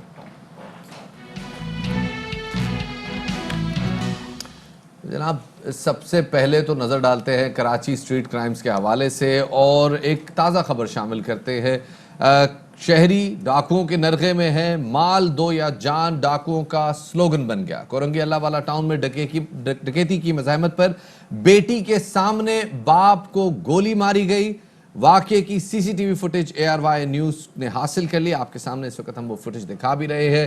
ताहिर नामी शख्स अपनी बेटी के साथ मोटरसाइकिल पर जा रहा था। 2 मोटरसाइकिल सवार मुल्ज़िमान ने शहरी को रोकने की कोशिश की और जैसे फुटेज में देखा भी जा सकता है कि मुल्ज़िमान ने लूट मार की कोशिश की और जिस पे मज़ाहमत पर डाकुओं ने शहरी को टांग पर गोली मारी। बाप के जख्मी होते बेटी बाप के पास बैठी रोती रही और पुलिस के मुताबिक ताहिर नामी शख्स को एक गोली लगी जिसको फौरी तिब्बी इमदाद दी गई और उसकी हालत अब खतरे से बाहर है। बिल्कुल शफात, हम देख रहे हैं कि जैसे वो जब डाकू जिस तरीके से जब शख्स को गोली में मारा उसके बावजूद वो शख्स वापस मुड़ता है और कोशिश करता है कि किसी तरीके से बाइक से अपनी बेटी को उठाए। और ये सड़क खाली नहीं है। जब हम देख रहे हैं यहाँ पर जब डाकू मौजूद हैं, सुबह का वक्त है, यहाँ पर ऑलरेडी लोग मौजूद हैं। हम ये भी नहीं कह सकते कि जी बड़ा कुछ सुनसान इलाका था। इस इलाके में बड़े आराम से डाकू आता है, दिन दिहाड़े कार्रवाई करता है, गोली चलाता है, एक बच्ची के सामने उसके बाप को गोली मारता है और बड़े आराम से जो उसकी कार्रवाई होती है वो करता है। लेकिन यहाँ पर कोई पुरसाने आ रही है। यहाँ पर जैसे हम देख रहे हैं कि कराची में डकैतियां जैसे आउट ऑफ कंट्रोल हो गई हैं। दिन दिहाड़े जो मुल्जिमान हैं वो शहरियों को और दुकानों को लूट रहे हैं। नज़ीर शाह हमारे नुमाइंदे हमारे साथ इस वक्त मौजूद हैं। नज़ीर थोड़ा इस वाक़े के हवाले से बताइएगा हमारे नाज़रीन को। देखें, ये कल अल्लाह वाला टाउन में अमन टावर है उसके करीब ये वाक़या रोनुमा हुआ है। ताहिर नामी शख्स जिसकी उम्र 40 से 42 साल है, ये अपनी बेटी के साथ जा रहा था और इस पर सीसीटीवी फुटेज में वाज़े देखा जा सकता है कि मुलजिम ने पहले उसका हाथ पकड़ा जो मोटरसाइकिल सवार शहरी था कि किसी तरह उसको रोके, उसके साथ थोड़ा सा भागा। जब उसने देखा कि ये भागने की कोशिश कर रहा है तो वो तैश में आ गया। इसी दौरान वो शख्स बजाय अपने आप को बचाने के अपनी बेटी को बचाने लगा और बाइक से उतारने लगा। जब मुलजिम ने देखा कि अब मज़ाहमत हो रही है, अब यहाँ से उसको माल नहीं मिलना, तो ये बेसिकली डाकुओं का स्लोगन बन गया है, जान दो या माल दो। और कराची में बेशतर वाक़यात, बल्कि अब तो सैकड़ों की तादाद से ऐसे वाक़यात रोनुमा हो रहे हैं। हमारे पास 2020 का रिकॉर्ड भी मौजूद है और इस 25 दिन का रिकॉर्ड भी मौजूद है कि इस तरह के कितने वाक़यात ऐसे हो चुके हैं जिनमें शहरी अपनी कीमती जान और माल से गए। ये बड़ा अजीब व गरीब वाक़या है और हम 2013 से सुन रहे हैं जनाब कराची में कैमरे लगेंगे, कराची में एक 10,000 सेफ सिटी बनाया जाएगा। बाकी पाकिस्तान के शहरों में ये काम हो चुका है, तो क्यों नहीं हो रहा कराची में ये अब तक? देखें, कराची पाकिस्तान का माशी हब है। सबसे पहले तो सेफ सिटी अगर प्रोजेक्ट होना चाहिए था तो वो सिंध में कराची में होना चाहिए था। 10,000 कैमरों का जो वादा था वो आज तक पूरा नहीं हो सका है। आप लाहौर में देखें कोई भी इंसिडेंट होता है, इस्लामाबाद में देखें कोई भी इंसिडेंट होता है, उसकी फुटेज आ जाती है जो सरकारी कैमरे अपने हैं। हमारे वाले मरून हैं, मिन्नतें करते हैं, कभी बैंक वाले की, कभी बंगले वाले की, कभी दुकानदार की कि यार आपके सामने इंसिडेंट हुआ है, हमें सीसीटीवी फुटेज चाहिए। बड़े से बड़ा इंसिडेंट हो जाता है, कमांड एंड कंट्रोल मखसूस जगहों पर है। और ये तो सीसीटीवी फुटेज तो एक मसला है, लेकिन उसके बावजूद हमने देखा है कि पिछले 6 से 7 सालों में बड़ी तादाद में नफरी जो है, पुलिस एहलकार की नफरी वो तैनात की गई है। इनके ट्रेनिंग के हवाले से इतना काम किया गया है, लेकिन उसके बावजूद हमने कहीं ऐसा नहीं देखा कि जो इतनी बड़ी तादाद में जो भर्तियां की गई हैं वो हमें नज़र भी आ रही है, उसके समरात हमें नज़र आ रहे हैं। उस हालात जूं के तूं हैं और मज़ीद ख़राब हो गए। देखिए, सबसे बड़ी जो हमारी फोर्स का मामला है तरबियत का फुकदान है, और जो पुराने जो अफसरान या एहलकार हैं उनको रिफ्रेशर नहीं कराए जाते। रिफ्रेशर वो होता है जैसे कोई शख्स काफ़ी टाइम पहले ट्रेनिंग कर चुका था तो उसको दोबारा से रिफ्रेशर कोर्स करवाए जाते हैं। सईदाबाद या रज़ाकाबाद में बाकायदा उनकी ट्रेनिंग होती है, और शायद डॉक्टर अमीर शेख के टाइम में ट्रैफिक पुलिस और जो दीगर शोबा जाते हैं उनकी ट्रेनिंग कराई गई थी। उसके बाद गुलाम नबी मेमन के टाइम में भी इस ट्रेनिंग को शुरू करवाया गया है, लेकिन ये रिफ्रेशर कोर्स हर कुछ माह बाद ये होने चाहिए। आप डकैती, मज़ाहमत पर कत्ल और उसका अगर आप डेटा देखें तो 2020 में 315 शहरी ऐसे हैं जो जाबाग हुए थे मुख्तलिफ हादसात और वाक़यात में, जिसमें 100 से ज़्यादा ऐसे हैं जो डकैती, मज़ाहमत पर जान से मारे गए। 786 मुख्तलिफ वाक़यात में ज़ख्मी हुए हैं। 2021 का डाटा ये कि कल के इस शख्स को मिलाकर 39 अब तक डकैती, मज़ाहमत पर ज़ख्मी हो चुके हैं और 20 अफराद अपनी जान से जा चुके हैं। पुलिस का डाटा भी ये कहता है कि पुलिस कहती है कि हमारे पास जो डाटा उसमें 6 अफराद डकैती, मज़ाहमत पर जाबाक हुए हैं, 38 जख्मी हुए, जबकि जो सबसे बड़ा ईदी मसला फाउंडेशन फिर क्या है? क्या तरबियत का फुकदान है, नफरी कम है, पुलिस की इंटेंशन नहीं है जराइम को रोकथाम करने की, कोऑर्डिनेशन नहीं है पुलिस में, आपस में क्या मसला है? देखिए, सबसे पहली बात ये जो डिप्लॉयमेंट हमारी होती है वो उस मकामात पर होती है। एक थाना जिसका एरिया बहुत बड़ा है, आपको एग्जाम्पल के तौर पर बता दूं, जैसे सुरजानी थाना है। सुरजानी थाने की हदूद कम से कम 70 किलोमीटर है। 70 किलोमीटर इतना बड़ा रकबा है कि उसमें 2 से 3 थाने बन सकते हैं। आपने एक थाना बनाया हुआ जिसका रकबा 70 से 80 किलोमीटर है, उसके अंदर आपने मोबाइलें दी हुई हैं 3, आपने नफरी दी हुई है उसमें 100 बंदे 70 किलोमीटर को कैसे कवर करेंगे, कोई बता दे। तो इसका मतलब है नज़ीर, जैसे हम लाहौर में भी देखते हैं कि लाहौर में पेट्रोलिंग के लिए डॉल्फिन फोर्स जो है वो लहदा से काम करे, तो कराची में भी जरूरत है, क्योंकि देखा जाए तो सबसे ज़्यादा जो स्ट्रीट क्राइम्स है वो तो कराची में हो रहे हैं। देखिए, कराची में अब जाकर थोड़ा सा कुछ मामलात में बेहतरी, उसको यूं कह सकते हैं कि 15 मददगार जो SSU के अंडर कमांड है, अब उसे बाकायदा डिप्लॉय किया जाने लगा है, SSU को भी सड़कों पर लाया जाने लगा है। लेकिन ये जो वाकयात हो रहे हैं पै दर पै, ये इंडिकेट कर रहे हैं कि शहर को पुलिसिंग की जरूरत है, और वो पुलिसिंग भी मरबूत होनी चाहिए, कनेक्टेड होनी चाहिए, उसकी कुछ स्ट्रेटेजी होनी चाहिए, क्योंकि चाहे शहर का सिटी सेंटर हो जैसे सदर का हमने वाकया शामिल किया, या कोरंगी हो जो कि शहर का निस्बतन आउटस्कर्टेड एरिया है, पुरानी आबादी है लेकिन निस्बतन आउटस्कर्टेड, थोड़ा सा नेग्लेक्टेड एरिया है। दोनों एरियाज में वाकयात और डाकुओं को कॉन्फिडेंस एक जितना है। पुलिस की तरबियत में और पुलिस की नफरी में अब वाज़ेह तब्दीली की जरूरत आपको नजर आती है? देखें, एज अ क्राइम रिपोर्टर अगर मुझसे मांगा जाए तो मैं ये मशवरा दूंगा पुलिस को कि थानों की तादाद बढ़ाई जाए, और जिस तरह 15 का अपना कमांड एंड कंट्रोल है, पुलिस का जो CPO में लगा है वो अलग है, ट्रैफिक वालों का अलग है, इनको मर्ज किया जाए। किसी जगह पर भी कोई भी इंसिडेंट होता है फौरी तौर पे बताया जाए कि इस जगह इंसिडेंट हो रहा है और रेस्क्यू की जरूरत है। एक तरीका कार ये भी इस्तेमाल किया जा सकता है, लेकिन जब आप थाने की जो उसका रकबा कम करेंगे और उसको नफरी ज्यादा देंगे, इसमें नई भर्तियों की भी जरूरत है, इसके अंदर डिप्लॉयमेंट की भी जरूरत है। एक शख्स अगर आपसे 5 मील दूर बैठा हुआ है पुलिस वाला और इंसिडेंट हो रहा है दूसरी जगह, तो जितनी देर में पहुंचेगा इतनी देर में तो डाकू घर जाके सो रहा होगा। देखिए, ये जो आपने बात की ना कि अगर नफरी मौके पर मौजूद हो तो इंसिडेंट रोका जा सकता है। स्टॉक एक्सचेंज पे हमला हुआ, नफरी मौजूद थी, रैपिड रिस्पांस फोर्स ने फौरन उसका बिल्कुल, ये सबसे बड़ी एग्जांपल है। लेकिन उसके अब बाकी शहरियों की भी बात करें ना, बाकी शहरी तो लगता है कि डाकुओं के रहमो करम पे है, और कोई तरीकाकार नहीं है कि एक डाकू एस्केप हुआ है तो सरकारी कैमरास जगह जगह नस्बों जो कि उस डाकू को ट्रेस करें कि वो कहां से निकल के कहां गया और वहां पे उसको मौके पे धरा जा सके। ऐसा तो कोई निजाम नहीं नजर आता। नहीं, देखें, तफ्तीश में ऐसा निज़ाम है कि जब इंसिडेंट हो जाता है, बिफोर नहीं आफ्टर इंसिडेंट हो गया, उसके बाद एक रूट मैप बनाया जाता है और जिस जिस जगह से डाकू जा रहा होता है या मुलजिम या दहशतगर्द या टारगेट किलर, तो उसकी भी रोड मैपिंग की जाती है और देखा जाता है कि किन रास्तों से गया। कराची में देखा जाए नज़ीर, तो अगर यहाँ पे जैसे गाड़ी, जैसे सलाउद्दीन साहब की भी जो गाड़ी चोरी का इंसिडेंट हुआ था, इनका पहला कोई इंसिडेंट नहीं था, इससे पहले भी इनकी गाड़ी चोरी हो सकी थी। अभी भी जब उनकी गाड़ी चोरी हुई थी तो होता ये कि कराची से बाहर निकलने के कुछ 26 रास्ते हैं, बिल्कुल, तो बड़े आराम से अब 26 रास्तों से निकल सकते हैं। अब वो कैसे, हम उनको बंद कैसे किया जा सकता है? इसका मतलब है कहीं ना कहीं तो लोग मुलविस होते हैं, बड़े बड़े लोगों की गाड़ियां देखते हैं, गन पॉइंट पे चोरी होती है एंड विद एन आवर गाड़ी आपकी गायब होती है और कराची में नहीं होती। देखें, इसके लिए जो साबिक SSP ACLC थे सरफराज नवाज, उन्होंने अभी 1 महीना पहले ही उनको SSP सिटी लगाया गया है। उन्होंने एक लेटर लिखा था महकमा दाखिला को और ये कहा था कि जो नॉर्दर्न बाईपास के पास एक बहुत बड़ा एरिया है, वहाँ पर उनका कहना था कि बाड़ लगाई जाए, क्योंकि इतने बड़े एरियाज और कच्चे के ऐसे रास्ते हैं जहाँ पर पुलिस की इतने बड़े तादाद में डिप्लॉयमेंट करना मुमकिन नहीं है। और जो सबसे बड़ा हब है जो चोरी की गाड़ियों का, वो है बलूचिस्तान है।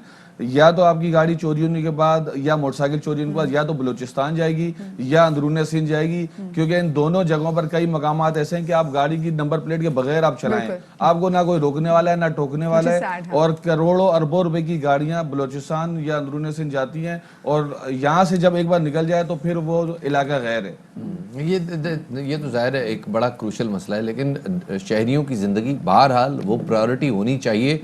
नफरी की तादाद बहरहाल एक इतने बड़े शहर के लिए जिसकी आबादी सरकारी आदाद शुमार में तो शायद 1.5 करोड़ है, मुबैना तौर पे 2.5 करोड़ है। 2.5 करोड़ की आबादी के लिए इतनी महदूद पुलिस का होना बहुत ज्यादा नुकसानदेह है, शहरियों के लिए भी और शहरियों की जानों के लिए भी। एक वजह और भी मुझे लगता है मकामी पुलिस भी अगर हायर किया जाए ना तो शायद उससे भी थोड़ा बहुत फाका हो जाए। देखिए, ये आपकी डिप्लॉयमेंट मजीद बढ़ सकती है अगर ये जितने भी VVIPs हैं जो अपने साथ 15-15, 20-20 सिक्योरिटी गार्ड जो पुलिस के गन में लेके घूमते हैं, उनसे गाड़ियां भी धुलवाते हैं, उनसे सौदा भी मंगवाते हैं, उनकी बेगमात काम भी करवाती हैं। ये VVIP कल्चर अगर खत्म हो जाए और एक साथ ये जो मिनिस्टरों के किसी भी मिनिस्टर को देखना उसके पास मोबाइल भी होगी, सरकारी गनमैन भी होंगे, तनख्वाह सिंध सरकार दे रही होगी, मजे वो लोग कर रहे होंगे जिनको गनमैन दिए हुए, तो फिर उनके पास से भी वो नफरी अगर लाई जाए गैर जरूरी, अगर आपके पास 5 हैं तो आपके पास 2 रहने थे, आपकी जान को खतरा है, ठीक है, आप बाकी 3 जो इजाफी हैं कम से कम वो तो इनको लेने। लेकिन आप 5 की बात करें, यहाँ तो पूरा परब 15-15, 20-20 लोग साथ चलता है। बहुत शुक्रिया जी, नज़ीर शाह हमारे नुमाइंदे हमारे साथ मौजूद थे। हम बात कर रहे थे कि किस तरीके से अभी साल को शुरू हुए 26 दिन हुए और 26 दिन में जो स्ट्रीट क्राइम्स की जो वारदातें हैं उनमें कितने लोग जाँ बहक हुए हैं और कितने लोग जख्मी हुए हैं। और शफात, ये पिछले साल का भी ये रोना था। अच्छा चले हम पुलिस की नफरी के वाले से बात करते हैं कि पुलिस की नफरी शायद कम है, लेकिन दूसरी जाने हम उनकी ट्रेनिंग के वाले से बात भी करते हैं कि हमने देखा कि बहुत सारे लोग तो पुलिस की अंधी गोली की वजह से और बहुत सारे लोग हमने जाली पुलिस मुकाबलों में मार दिए जाते हैं। तो मेरे ख्याल से बड़ी जरूरत है कि रिफॉर्म्स लाए जाएं यहाँ पर पुलिस के वाले। रिफॉर्म्स के हवाले से बात करें तो कराची को हर सतह पर रिफॉर्म्स की जरूरत है, सिर्फ पुलिसिंग नहीं, कराची का इंफ्रास्ट्रक्चर भी बन तो जाता है लेकिन उसके इर्द गिर्द वो कल्चर डेवलप नहीं हो पाता जिसके बाद वो इंफ्रास्ट्रक्चर महफूज या ऑपरेशनल रह सके। तो जनाब, इसी हवाले से कराची ट्रांसफॉर्मेशन प्लान का ऐलान हुआ था और उसमें जनाब जो है कमेटी रखी गई थी, उसमें अली जैदी साहब को भी लेज़ोन के लिए रखा गया था। हुआ ये कि जनाब वजीर आला सिंध और वफाकी वजीर अली जैदी के साथ के दरमियान जो कराची ट्रांसफॉर्मेशन पैकेज की मीटिंग्स के दौरान जो तल्ख कलामी हुई, अब वो वफाक और सिंध के दरमियान एक तनाज़ा बन गया है। वजीर आज़म इमरान खान को वजीर आला सिंध मुराद अली शाह ने अली जैदी के खिलाफ एक शिकायत भरा खत लिखा और अली जैदी ने उसका जवाब लिखा। यहाँ तक भी कहा गया कि जनाब जो अली जैदी ने तल्ख कलामी की है उसकी वीडियो रिकॉर्डिंग मौजूद है। बिल्कुल शफात, और पहले तो ये कहा जा रहा था कि वीडियो भी पेश की जाएगी जिस पे अली जैदी साहब ने कहा था कि भैया आप किसी भी किस्म का इंतजार ना करें, आपने जो वीडियो जारी करनी है वो आप आज ही सामने ले आए। क्या कहना था उनका, आपको सुनवाते हैं। मैंने सुना है कि किसी वजीर ने ये कहा, इनके पास बड़ी वीडियो मौजूद है कि अंदर कमरे में क्या हुआ मुराद शाह साहब के साथ। बिस्मिल्लाह करें, कल का इंतजार ना करें, आज जरा दिखा के वायरल कर देना ताकि लोगों को पता चले कि ये क्या कहता था कि मैं I am not answerable to you, मैं तुम्हें जवाब देनी हूँ। मुराद अली शाह सीएम साहब आपसे तो जवाब हम लेके छोड़ेंगे, करप्शन का भी, जो आपने पेंशन के अंदर करप्शन की है दादू में उसका भी, जो आपके ब्यूरोक्रेट करप्ट हैं उनका भी, हर करप्शन का मैं आपसे जवाब लूंगा। अली शाह कहते हैं कि हम इतने खराब नहीं कि कोई वीडियो वायरल कर दें। साथ ही मुराद अली शाह ने दो टोक अल्फाज में कहा कि वो वजीर आजम को नहीं, आइन के तहत सिंध असेंबली को जवाब दें। गैर जिम्मेदार नहीं हो सकता, राइश किस्म की हरकतें नहीं करते कि कॉन्फिडेंशियल लेटर एक ट्वीट के जरिए दे दिए। जब प्राइम मिनिस्टर से बात होगी इस पर, मैं आइन के मुताबिक बाई असेंबली सिंध को जवाबदेह हूँ और किसी को नहीं, ना वजीर आजम को हूँ। मुझे इलेक्ट सूबाई असेंबली सिंध ने किए, मैं सूबाई असेंबली को जवाबदेह हूँ और मैं उनको जवाब दूँ। दूसरी जानिब इस शदीद गर्म सियासी माहौल में सूबाई वजीर तालीम सईद गनी ने एक और दावा कर दिया। उन्होंने कहा जी विफाकी वजीर अली जैदी को विफाकी काबीना से फारिग किया जा रहा है। वो खत जो वजीर आजम को लिखा गया आउट होता है, मीडिया पे आता है, तो ये गैर जिम्मेदारी का मुजाहरा कहाँ से हो रहा है? ये किसी जहनी दबाव का शिकार है। वो जहनी दबाव ये भी हो सकता है कि इत्तलात है कि शायद इनको कैबिनेट से निकाला जा रहा है। अली मादिल शेख साहब जनाब पीटीआई रहनुमा हमारे साथ मौजूद हैं, उनके शामिल गुफ्तगू करते हैं। शेख साहब बहुत शुक्रिया वक्त देने के लिए। शाह साहब कहते हैं कि आइन के तहत वो वजीर आजम को नहीं सिंध असेंबली को जवाब दे हैं। आपको क्या लगता है, उनकी बात आइनी लिहाज से ठीक है? देखिए, वज़ीर आला सिंध का ये कहना कि वो आइन के तहत वज़ीर आज़म को नहीं सिर्फ सिंध असेंबली को जवाब दें, इसके दो जवाब हैं। एक तो ये कि क्या ये कोई अलग रियासत है, रियासत सिंध है, रियासत जरदार है, क्या है? मैं समझता हूँ कि एक सूबा है।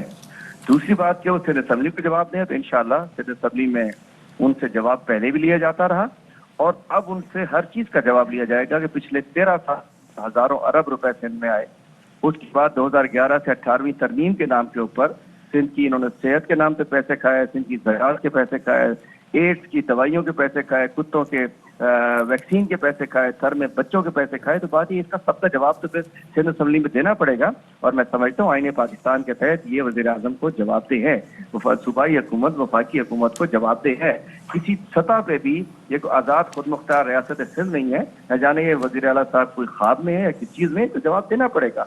ये टैक्स पेयर का पैसा है, NSC अवार्ड के तहत फेडरल गवर्नमेंट इनको देती है, तो हर किस्म का जवाब हम ले सकते हैं।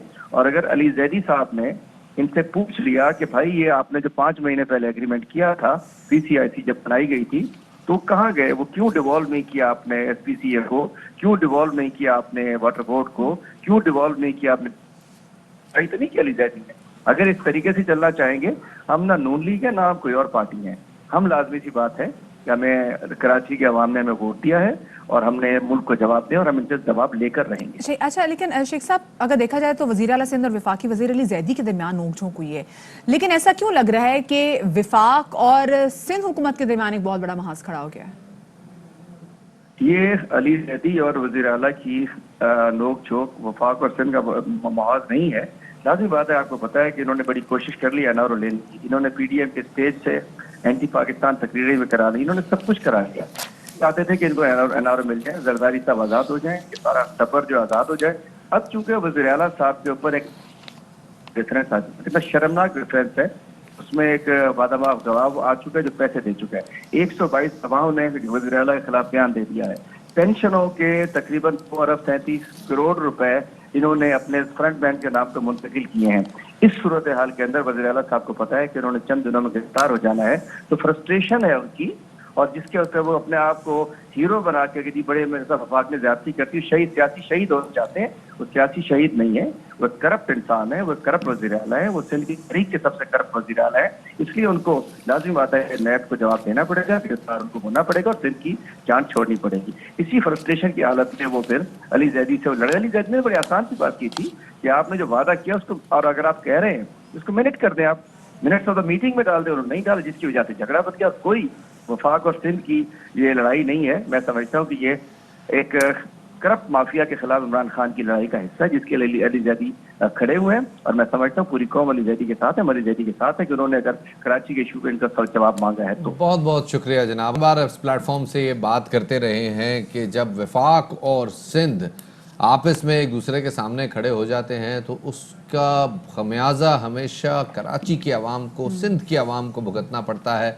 اور وہ کراچی ٹرانسفارمیشن پلان جس سے بڑی امیدیں وابستہ ہیں کہ اس پلان کے ذریعے کراچی کی حالت بدلے گی، کراچی کے عوام کی حالت بدلے گی، وہ تعطل کا اور غیر ضروری تاخیر کا شکار ہو جاتا ہے. تو ہماری درخواست ہے جناب تمام لوگوں سے کہ خدارہ اپنے جو سیاسیات ہیں ان کو پس پشت رکھیں اور کراچی کے عوام کے لیے، سندھ کے عوام کی بہتری کے لیے کمر بستہ ہو. شفاعت اتنے مسئلے مسائل ہیں تو تمام تر اختلافات کو عوام کی وجہ سے بالائے طاق رکھتے ہوئے یہ دیکھنا ہے کہ جی عوام کے لیے کیا بہتر ہے اور کراچی کی عوام مزید اسے سفر نہ کریں، کیونکہ چاہے وہ کچرا ہو، چاہے وہ بارش ہو، چاہے وہ سیویج کی وجہ سے گندی سبزیاں ہوں، کراچی کے عوام نے بڑا سفر کیا. اور اسپیشلی اسٹریٹ کرائمز کے حوالے سے بات کریں تو وہ بھی آج ہم نے فیکٹس فگر آپ کے سامنے شیئر کیے ہیں. چھوٹی سی بریک کی طرف ہم جا رہے ہیں، ہمارے ساتھ رہیے گا.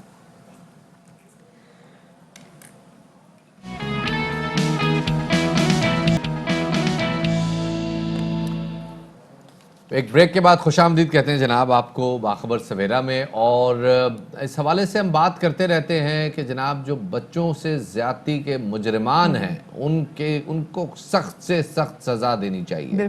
خیبر پختونخوا جناب جو اسمبلی ہے اس میں اب ایک ڈرافٹ تیار ہو چکا ہے کہ جو بچوں سے زیادتی کے مجرمان ہیں ان کو سزائے موت یا عمر قید دی جائے. بالکل شفاعت، اور کسی بھی قسم کی معافی نہیں ہوگی. ایسے تمام تر جرائم کی روک تھام کے لیے چائلڈ ایکٹ ترمیمی بل کا ڈرافٹ وہاں پہ تیار کر دیا گیا ہے، جس کے مطابق بچوں سے زیادتی کے مجرم کو سزائے موت یا عمر قید کی سزا دی جائے گی، اور سزا سے پہلے ویڈیو اور آڈیو ریکارڈنگ بھی ہوگی. مجرم طبعی موت تک جیل میں ہی رہے گا اور اس کا ریکارڈ چائلڈ کمیشن اور نادرا میں بھی درج کیا جائے گا. نہ قیدی پیرول پہ ہوگا، نہ معافی اس کو ملے گی، نہ وہ بس میں سفر کرے گا، اور نہ ہی بچوں کے ادارے میں ملازمت کر سکے گا. اور ترمیمی بل کے مطابق بچوں کی غیر اخلاقی ویڈیو بنانے پر بھی 14 سال قید بامشقت اور 5 لاکھ روپے جرمانہ ہوگا.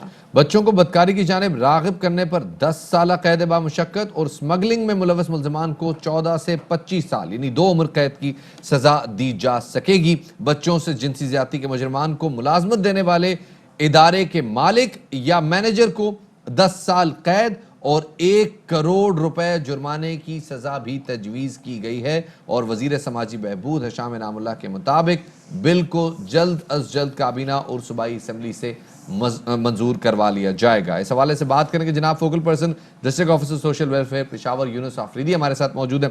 سر بہت شکریہ وقت دینے کے لیے. سر پہلے تو مجھے یہ بتائیے کہ اس وقت جو ملزمان جیل میں ہیں، سزا کاٹ رہے ہیں یا سزا کاٹ کر نکل گئے ہیں، ان کے حوالے سے کیا فیصلہ کیا جائے گا؟ اس میں یہ ہے کہ جوینائل جسٹس سسٹم ایکٹ 2018 کے تحت ان لوگوں کے خلاف ایکشن لیا جائے گا. ان میں یہ بھی ہے کہ ڈیتھ سینٹینس بھی اس میں شامل ہے اور 7 سال سزا یا جرمانہ کے بغیر 7 سال کی سزا بھی دی جا سکتی ہے. اچھا، لیکن یونس صاحب ساری جگہوں پہ ایسا بھی ہوتا ہے کہ ثبوت ناکافی ہونے کی وجہ پر مجرموں کو رہا کر دیا جاتا ہے.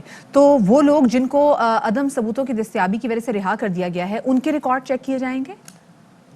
ہاں، یہ بیسیکلی تو پولیس ڈپارٹمنٹ کا کام ہے اور پروبیشن ڈپارٹمنٹ کا کام ہے کہ وہ صحیح طریقے سے ان کی انویسٹیگیشن کریں، پراپر طریقے سے پروسیڈنگ کر لیں. ہاں، جہاں تک سوشل ویلفیئر ڈپارٹمنٹ کا تعلق ہے تو اس سلسلے میں ہم ان کی مدد کر سکتے ہیں. اچھا، ایک اسٹڈی جو ہم چونکہ اس شو پہ بات کرتے رہتے ہیں تو جو بار بار چیز سامنے آتی ہے وہ یہ کہ بچوں سے جو زیادتی کے مجرمان ہوتے ہیں وہ عموماً ان کے یا تو خاندان کے افراد ہوتے ہیں یا اہل محلہ ہوتے ہیں یا ایسے بچے ہوتے ہیں، ایسے لوگ ہوتے ہیں جن پہ بچے ٹرسٹ کر سکتے ہیں. اور جب ایسی شکایات آ جاتی ہے بچوں سے زیادتی کی تو عموماً وہ رجسٹر اس لیے نہیں کرائی جاتی، وہ درج اس لیے نہیں کرائی جاتی کیونکہ لوگ بدنامی کے خوف سے ڈرتے ہیں اور خاندان کو شکست و ریخت ہوتا وہ نہیں دیکھ سکتے. تو اس حوالے سے کیا کوئی ایسی قانون سازی بھی ہے کہ بچوں کی ہی شکایت پہ اسٹیٹ انیشیٹو لے اور اسٹیٹ مقدمہ درج کرے؟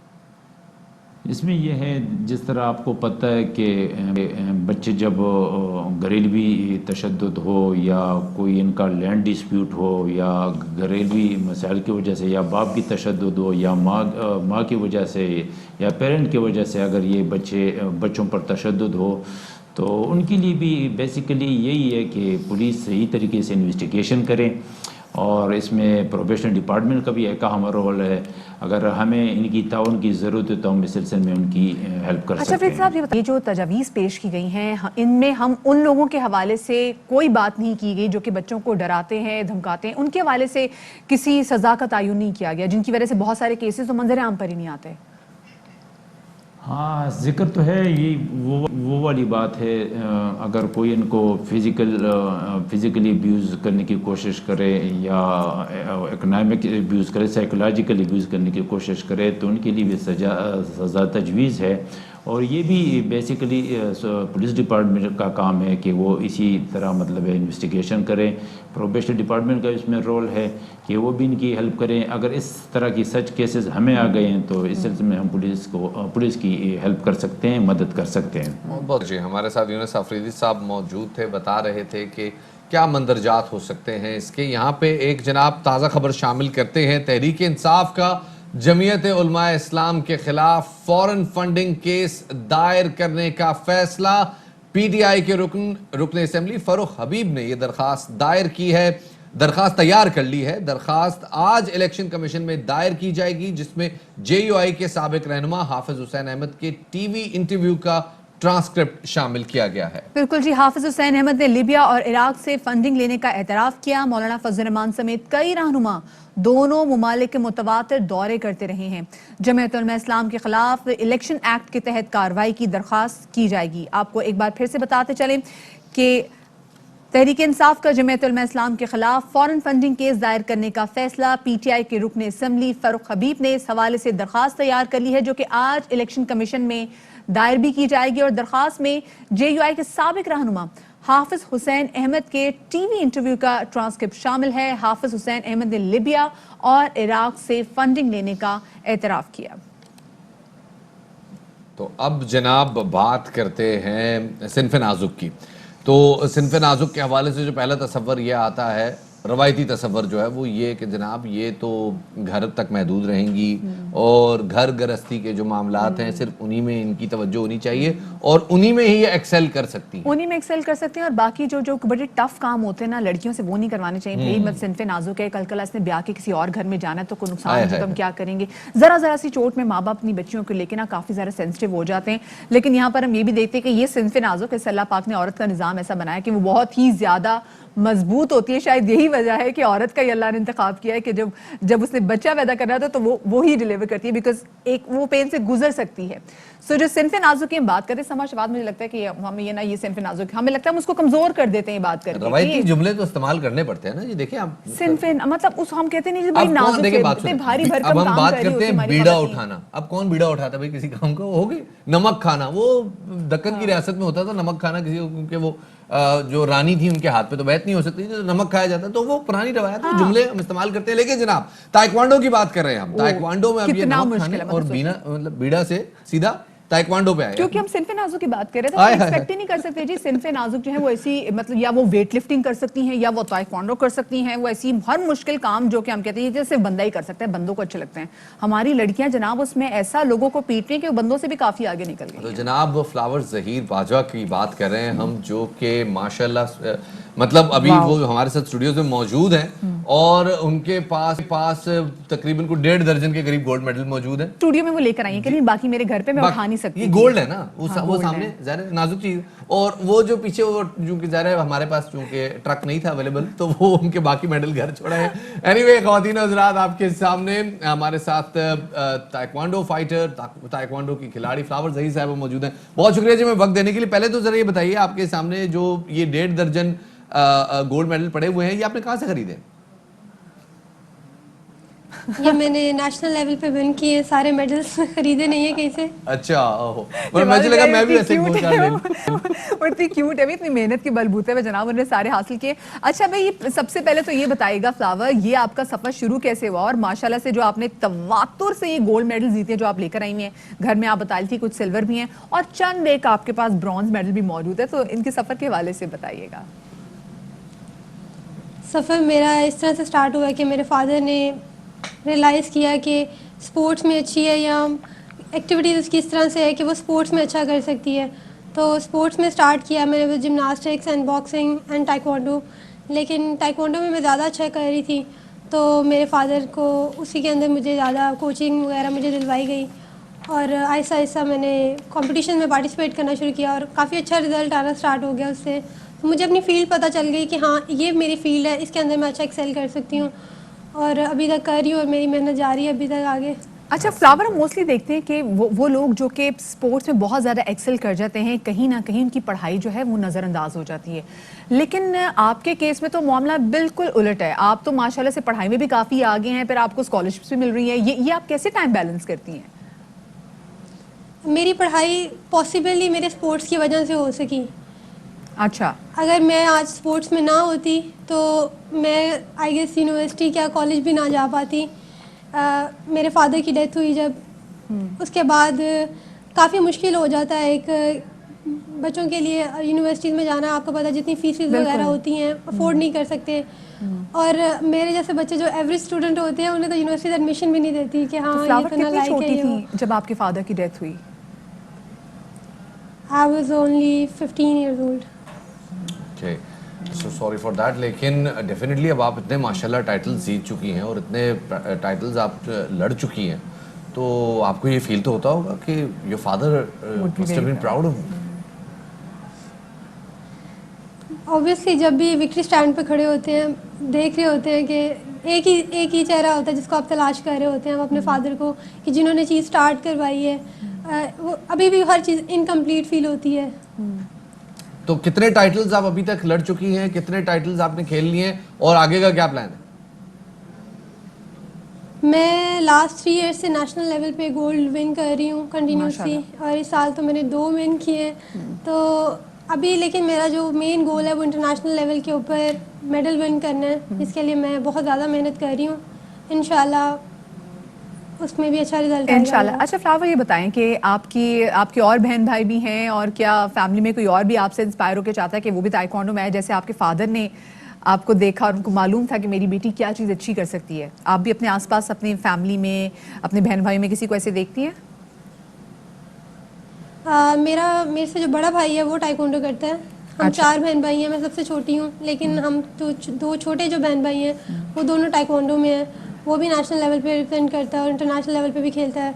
تو ہم دونوں کو ساتھ ہی میرے فادر نے اسٹارٹ کروایا تھا, لیکن میری جرنی زیادہ سے آگے جا رہی ہے ابھی تک. ڈپینڈ کرتا ہے جس کو اللہ تعالیٰ زیادہ نواز دے. آئی ایم شیور کہ آپ کے والد صاحب تو نہیں ہیں, لیکن وہ جہاں ہیں وہ آپ کو دیکھتے ہیں بڑا خوش بھی ہوتے ہیں. امی آپ کا کتنا فخر محسوس کرتی ہیں؟ امی کتنا سپورٹ کرتی ہیں آپ کو اس میں؟ امی کا سٹارٹ میں یہی ہوتا تھا کیونکہ میری امی ہاؤس وائف ہیں, تو پہلے دوسرے کزنز وغیرہ کو دیکھ کے کہ میں جو مرضی کر لوں نا, وہ کہتے ہیں بیٹا پڑھ کیوں نہیں رہے آپ, پڑھ کیوں نہیں رہے. ایون کہ جو میرے کزنز وغیرہ ہیں جو اسٹڈیز میں بہت زیادہ اچھے ہیں, ٹاپرز ہیں, انہیں بھی یونیورسٹیز میں وہ پڑھے ہیں نا, انہیں اسکالرشپس نہیں ملی, وہ فیسز لے کے پڑھے تھے. اور امی کو اس چیز کا آئیڈیا نہیں ہو رہا تھا کہ میں میری یونیورسٹی ایجوکیشن, میری کالج ایجوکیشن ٹوٹلی فری تھی اسپورٹس کی بیسس پہ. مجھے ابھی تک یاد ہے کہ میرے کزنز وغیرہ یا میری جو یونیورسٹی فیلوز ہیں ان کے ایک دفعہ چیکس آئے اسٹڈیز کی بیسس کے اوپر, ان کو ایک ہی دفعہ چیک ملا ہے آئی گیس 14 اور 15,000 کا. اور ان کی فیملیز اور ان کے فادر اتنا زیادہ پراؤڈ فیل کر رہے تھے کہ ہاں بچوں کو پڑھائی کی بیسس پہ کچھ ملا ہے. اور میرے 1 لاکھ کے چیکس آئیں گے یا اتنی بڑی بڑی اماؤنٹ آئے گی, اور لائک بیٹا پڑھائی میں کچھ کیوں نہیں کیا؟ میں کہا ماما ہر کسی کی فیلڈ ہوتی ہے, میں ان سے زیادہ کر رہی ہوں, آپ کو یہ ریئلائز کیوں نہیں ہو رہا؟ یہ پوائنٹ ہے, وہ انڈرسٹینڈ کرتی ہیں. اور اچھا ابھی بھی آپ پڑھ رہی ہیں فلاور, یا ایجوکیشن آپ کی کمپلیٹ ہو گئی ہے؟ میں نے بیچلرز کمپلیٹ کیا اور میں نے گیپ لیا ہے پڑھائی سے. اچھا, اور اب میں نے آگے ایم فل میں ایڈمیشن لینا ہے. بیچلرز کہاں سے کیا فلاور آپ نے؟ پنجاب یونیورسٹی سے. پنجاب یونیورسٹی سے جناب, دیکھیں اسکالرشپ پہ شی از ڈوئنگ گریٹ, مطلب بہترین کام ہے. تو اب انشاءاللہ امید کرتے ہیں جناب آپ جائیں گی اولمپکس میں, اور اولمپکس میں آپ کو اللہ کرے آپ ذرا ایک وائلڈ کارڈ انٹری ملے, پہنچے, پاکستان کا نام روشن کریں. جب وکٹری سٹینڈ آئے, گولڈ میڈل اناؤنس ہو, تو فلاور ظہیر باجوہ کا نام ہو. جی we wish you very best of luck. بالکل جی, thank you so much Flower. We are truly honoured کہ آپ ہمارے شو پر آئیں. ایک چھوٹی سی بریک لے رہے ہیں, ہمارے ساتھ رہیے گا.